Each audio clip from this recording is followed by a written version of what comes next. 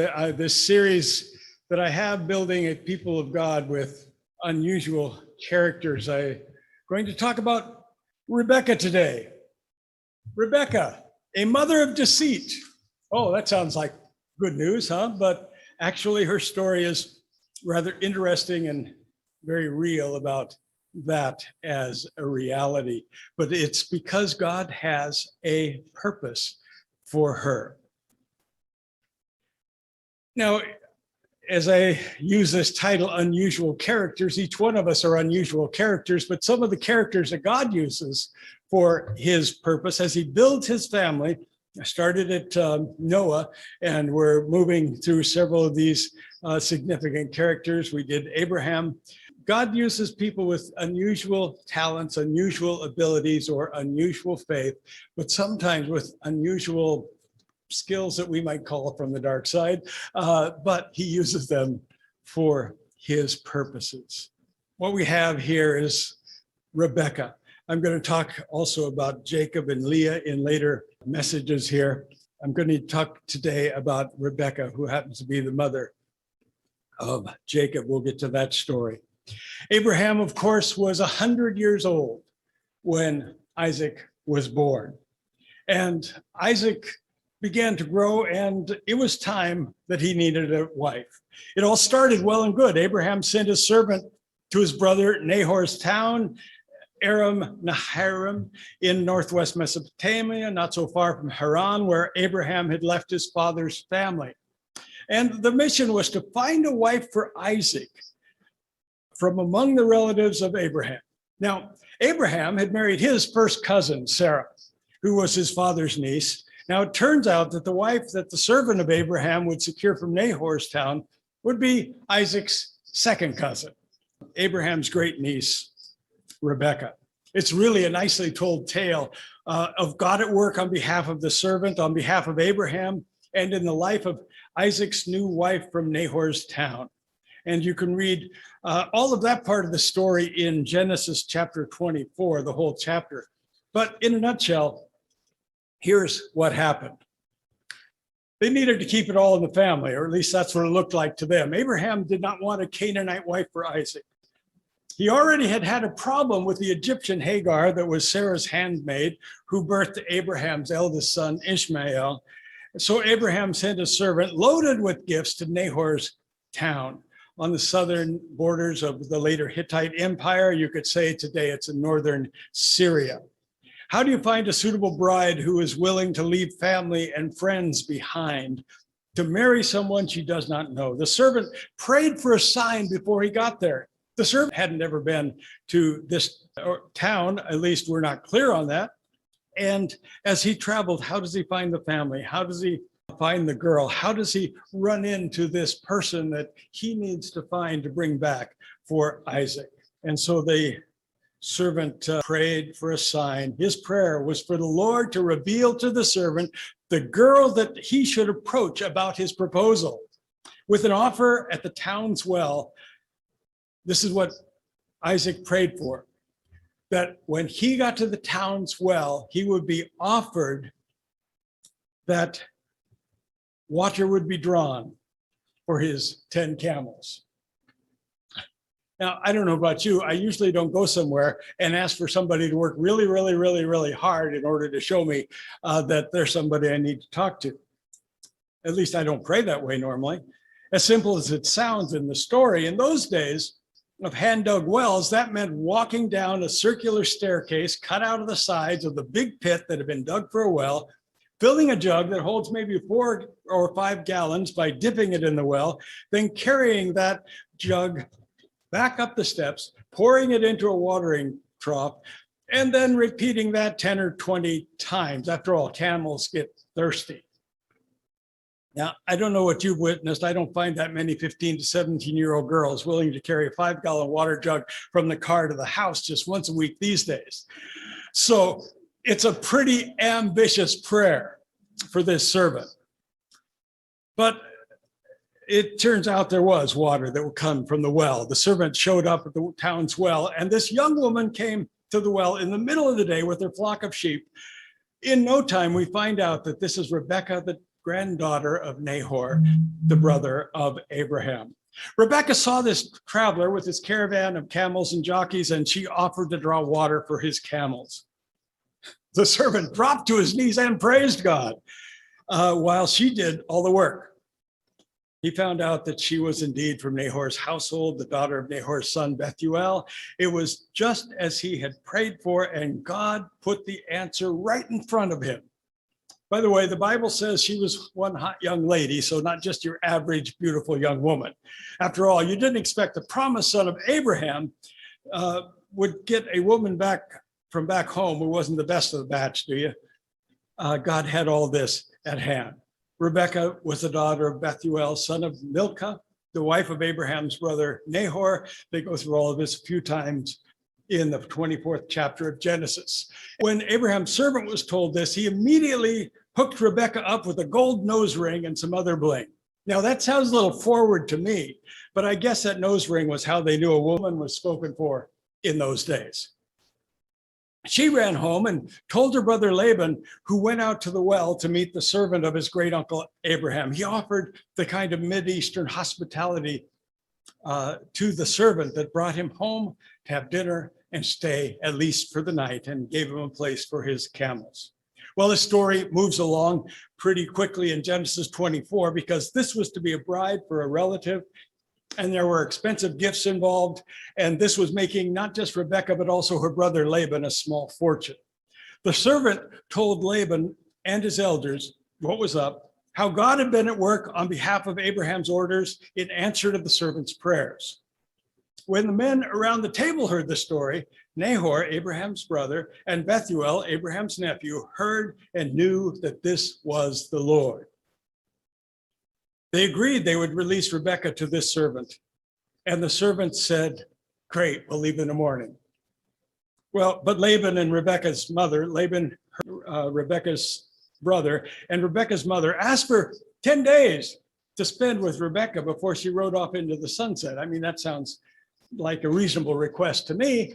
The servant of Abraham was ready to go, all antsy about moving along. And he pleaded that it was really best if he got back from his mission as soon as possible.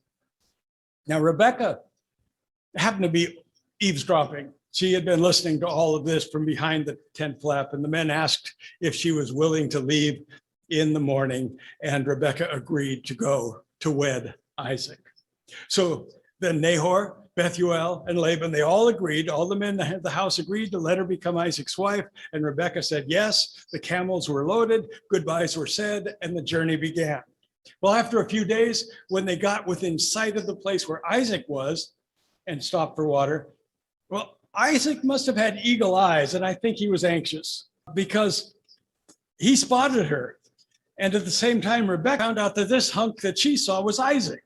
So she put on her face covering, well, her veil, I guess, and Isaac ran to see her and got the news from the servant that she was the woman chosen from Abraham's relatives to be his wife. So then Isaac took her home, brought her into his mother's tent, and married her. Well, okay, so that's how Rebekah enters the list of unusual characters that God uses to build the people of God. As a beautiful bride to Isaac, the son of Abraham, the child of the promise God has made. And Genesis 25:20 says Isaac was 40 years old when he took as his wife Rebekah, daughter of Bethuel, the Aramean from Paddan Aram, and the sister of Laban, the Aramean. So from the home stock, Rebekah was brought into the family. And all this was very good. Isaac, who had been brokenhearted at his mother Sarah's death, was comforted by his bride. Yet all was not like they expected it to be, because we read that things were running slow. So like his father Abraham, Isaac needed patience to see the promises of God fulfilled. There were no children in Isaac's home for a couple of decades. Now, this was not the way you build a large progeny. And I'm thinking Abraham and Sarah were wondering when these two would have children too. No pressure, really, just get things going. Now, some of you who did not have children in your marriage for the first few years might have had the same observations coming to you from your parents that was anxiously awaited for Isaac's home. And next we read that since Isaac's beautiful bride Rebekah hadn't yet been in a family way, Genesis 25:21, Isaac prayed to the Lord on behalf of his wife. That's good news. He prayed for her because she was childless. The Lord was receptive to his prayer, and his wife Rebekah conceived. Well, that is good news. Isaac, the son of Abraham, the friend of God, prays for God to give Rebekah and him children. The Lord answered. She got pregnant, and it turns out they were twins. But right away, these guys were beating up their mom from the inside. And she didn't know what was going on. Rebekah didn't know it yet, but the battle had already begun for the brothers. And Rebekah, carrying these twins as her first and only pregnancy, was having enough kicking and wrestling within her to wear out any mother to be. She didn't know if there was something wrong or just what. So Rebekah went to the Lord in prayer and asked why this was going on, why her babies were being so rough before she even saw them. Genesis 25:22, but the children inside her struggled with each other, and she said, "Why is this happening to me?" So she went to inquire of the Lord.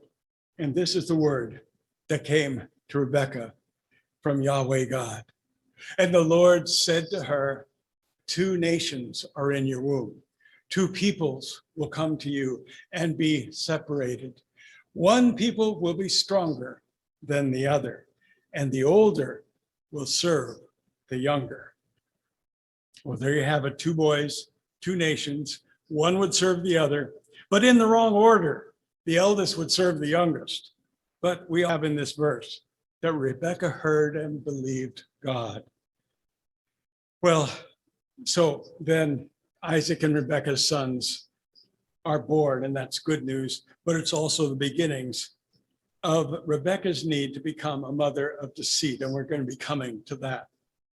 Now, first it was Esau's turn to escape the womb. Genesis 25:25, the first one came out red looking, covered with hair like a fur coat, and they named him Esau, which means red and hairy, basically. These guys were twins, though, and they'd already started to wrestle over who was going to be boss between them, which had, as I said, worn out Rebekah in her pregnancy. So I'm pretty sure she was really ready to have these boys. But, here we have some twins in our church, of course, and they're recorded as being just 1 minute apart. Well, it seems that 1 minute might have been a little generous to count the time between the birth of Esau and his twin brother, for now came Jacob's time to be born, 25:26. After this, his brother came out, grasping Esau's heel with his hand. So he was named Jacob. Isaac was 60 years old when they were born. Well, hanging on to his brother's heel meant that these guys were born pretty much at the same time, born pretty much connected, and it probably felt to Rebekah like a freight train running right through her. But of course, we read that even before they were nursing at their mother's breast, Jacob had his brother in hand.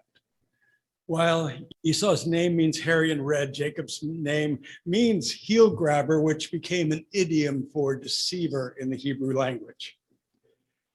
Isaac was 60 when they were born, so he had been married to Rebekah for 20 years already, which meant Rebekah was not a young first-time mother, probably nearing 40 years old, but she had fulfilled her wedding blessing from her father Bethuel and begun her line of descendants.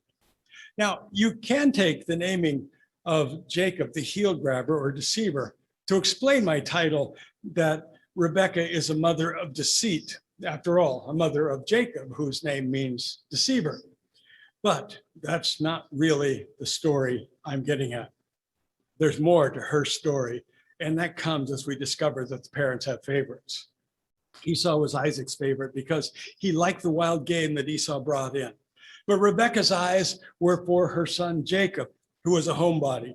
Part of the story here is that Esau sold his birthright to Jacob for a pot of stew, notoriously a bad decision. And you can read that for yourself in Genesis 25, 28 to 34. My lesson today is about Rebekah. But you have to have the story of Isaac, Esau, and Jacob to find out what's going on and why Rebekah behaves as she does. The Bible pulls no punches about her favoritism to Jacob. So to take a line from the Smothers Brothers, Esau could say, Mom always liked you best. Now, you have to be old like me to remember Smothers Brothers in that line, but it was common. So we have then Rebekah's plan to deceive Isaac. And that's the real reason I have for labeling Rebekah as a mother of deceit. It comes when her husband Isaac is old and blind. And Isaac feels like he's getting weaker. He feels he's not going to be in control of his choices if he waits any longer, to give his blessing to his oldest son, who would be Esau. And here is where the plot really gets thick. We know Isaac was over 100 years old because he was 60 when Esau and Jacob were born. And we read in Genesis 26, 34 to 35, that when Esau was 40 years old, he took as his wives to Judith, daughter of Beeri, or the Hethite, Basemath, daughter of Elon the Hethite. They made their life bitter for Isaac and Rebekah. So 60 plus 40 and a few years for Esau's wives to give him grief, and Isaac was, we don't know how much, over 100 years old. Later, we learned that Isaac lived to be 180 years old, so we know he was somewhere on the way to becoming a very old man. And the story of the great deception of Isaac fills up Genesis chapter 27. And again, that's another chapter. Genesis chapter 24 gives you Rebekah's story, and choosing Genesis chapter 27 covers this deceit. And I'll be bouncing off of a lot of the verses there, but not all of them. So I invite you to read that. Now, this great deception of Isaac begins with Isaac's request of Esau to do something for him before he dies. Genesis 27, 1 and 2, when Isaac was old and his eyes were so weak that he could not see, he called his older son Esau and said to him, "My son." And he answered, "Here I am." He said, "Look, I'm old, and I do not know the day of my death." Well, okay, we have that move coming on. It happens to a lot of us. We know that time is coming to the end. For Isaac, we don't know what his signals were. We do know he was isolated by his blindness. We do know that things were going on around him he did not know.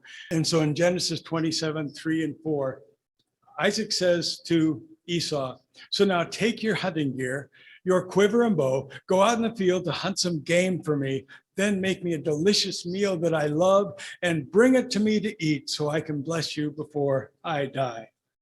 Now, in the story of favoritism between Esau and Jacob, it says that Esau was Isaac's favorite because, well, Isaac really liked roasted game and how it smelled and how it tasted. He was a real meat eater and loved the hunt, loved what Esau brought back. While Jacob was a homebody and, kind of snuggled up to mom a bit. And so, you have that part of the story is in there already. Isaac sends out Esau in order to get him a wonderful kind of last meal, if that's what it is. And he was preparing to bless his eldest son, and he wanted to do that around a feast. Now, of course, this is what should happen in the world of Isaac. When there's more than one son, the patriarch prepares a special blessing for the oldest. And even if the younger gets a blessing, the older is giving a double inheritance. So Esau is set out on a quest for this wild game before the blessing is given. But this turns into a problem because we have what the Lord told Rebekah, that the older would serve the younger. And the younger son, Jacob, was her favorite. So when Esau took off to hunt the game for Isaac, Rebekah begins the great deceit. in order to help along the plan of God that she had heard in her answer about the boys before they were born. Now she puts into motion the plot that would put Jacob first in line for the blessing of Isaac. And this was clearly a case of deceit. Genesis 26, 6 and 7, Rebekah said to her son Jacob, "Listen, I heard your father talking to your brother Esau. He said, 'Bring me game, make a delicious meal for me to eat so I can bless you in the Lord's presence before I die.' Now, my son," Rebekah says, "listen to me. Do what I tell you. Go to the flock, bring me 2 choice young goats, and I will make them into a delicious meal for your father, the kind he loves. Then take it to your father to eat so that he may bless you before he dies." Now, with this, Jacob worries about the deceit. He sees what's going on. He does not want to be on the bad side of the results here. And so Jacob answered his mother in Genesis 27, 11 and 12. Jacob answered Rebekah, his mother, "Look, my brother Esau is a hairy man. I'm a man with smooth skin. Suppose my father touches me. I'll be revealed as a deceiver, and I'll bring a curse rather than a blessing on myself." But Rebekah knows that she's pulling the string, so she says that it's going to be on her. In Genesis 27, 13 and 14, his mother said to him, "Your curse be on me, my son. Just obey me and go get the goats for me." So he went out and he got the goats and he brought them to his mother. His mother made that delicious food his father loved. And the deceit continues. The plot thickens. You have to work all of this through to make it work. And so how do you make this a little bit stronger? Rebekah took the best clothes of her older son Esau, which were in the house, and had her younger son Jacob wear them. Now, those days you didn't wash clothes every week. In those days, what you wore last week is what you're wearing this week, and what you wore last month is still what you're wearing this week, and what you wore last year is still what you're wearing this year. And so consequently, you kind of know whose clothes they are as it works out. So she had Jacob wear Esau's clothes. She put the skins of the young goats on his hands and on the smooth part of his neck. Well, remember, Esau was hairy like a fur coat, this translation said. So the skin of the goats would give a little bit of a hairy feel there, I think. And so she handed the delicious food and the bread she had made to her son, Jacob. And that's when Jacob lies to his father, Isaac. So in Genesis 27, 18 to 20, when he came to his father, he said, "My father." And he answered, "Here I am. Who are you, my son?" So couldn't tell. And so he replied to his father, "I am Esau, your firstborn. I've done as you told me. Please sit up and eat some of my game so that you may bless me." But Isaac said to his son, "Well, how did you ever find it so quickly, my son?" And he replied, "Because the Lord your God made it happen for me." Well, right away, Isaac is kind of suspicious. This is not working out the way he expected. And Isaac said to Jacob in verse 21, "Please come closer so I can touch you, my son. Are you really my son Esau or not?" Well, so Jacob came closer to his father Isaac, and when he touched him, he said, "The voice is the voice of Jacob, but the hands are the hands of Esau." He did not recognize him because his hands were hairy like those of his brother Esau, so he blessed him. And again he asked, "Are you really my son Esau?" And Jacob replied, "I am." Well, the deceit began with Rebekah's plotting, and Jacob followed through and took his part in the plan. Now, we would think that this would turn out really, really badly, but as it works out, it's really kind of avoiding a favoritism of Isaac in order to move Jacob into first place, because Jacob was the person of God's plan to build the people of God. It doesn't always start out smooth. As I say, unusual characters Odd characters, sometimes dangerous characters, are part of this story. And Rebekah's a little dangerous. Jacob is a deceiver, and Isaac doesn't get it. So the blessing is given to Jacob. And in verses 25 and 26, Jacob said, bring it closer to me and let me eat some of my son's game so that I can bless you. And Jacob brought it closer and he ate. He brought him wine and he drank. Then his father Isaac said to him, please come closer and kiss me, my son. Still suspicious, but we discover that when he came closer and kissed him, Isaac smelled his clothes. He blessed him and said, the smell of my son is like the smell of a field that the Lord has blessed. And then the blessing goes out upon Jacob, whom Isaac thought was Esau. May God give to you from the dew of the sky and from the richness of the land an abundance of grain and new wine. May people serve you and nations bow in worship to you. Be master over your relatives. May your mother's sons bow in worship to you. Those who curse you will be cursed, and those who bless you will be blessed. Well, there's the blessing that needed to be on Jacob that Isaac wanted to give to Esau, but then the deception is uncovered. And this also gets to be pretty strong language when this happens in Genesis 27, 30 to 31. As soon as Isaac had finished blessing Jacob, and Jacob had left the presence of his father Isaac, his brother Esau arrived from his hunting. He had also made some delicious food and brought it to his father, who by this time is kind of full. You know what it's like, 2 houses on Thanksgiving. He said to his father, let my father get up and eat some of his son's game so that you may bless me. But his father Isaac said to him, who are you? And he answered, I'm Esau, your firstborn son. Isaac began to tremble uncontrollably. Who was it then that said, who hunted game and brought it to me? I ate it all before you came in, and I blessed him. Indeed, he will be blessed. When Esau heard his father's words, he cried out with a loud and bitter cry and said to his father, bless me too, my father. But he replied, your brother came deceitfully and took your blessing. Oh my goodness, this made Esau so angry, and I don't blame him one bit. He was expecting the rights of the firstborn. Jacob had already received the birthright, which would be the double inheritance. But now he went and stole the blessing. And Esau, with his anger, made a vow against Jacob. In Genesis 27:36, so he said, isn't he rightly named Jacob, for he has cheated me twice now?